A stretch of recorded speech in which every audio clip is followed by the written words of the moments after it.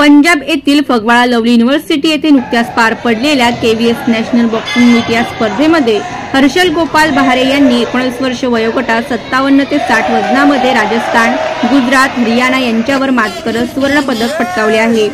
हर्षल बहारे यांच्या यशामागे clay boxing क्लबचे प्रशिक्षक पवन शिरसाट, पेत्रस, अनिल सपकाळे, लखन जंजाळे यांनी परिश्रम घेतले।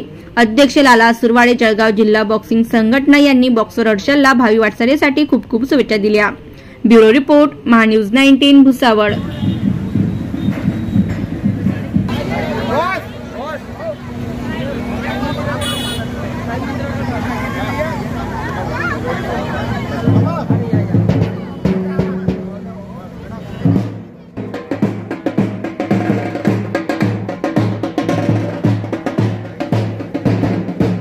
खूप आनंदाचा सण आहे माझ्याकरता।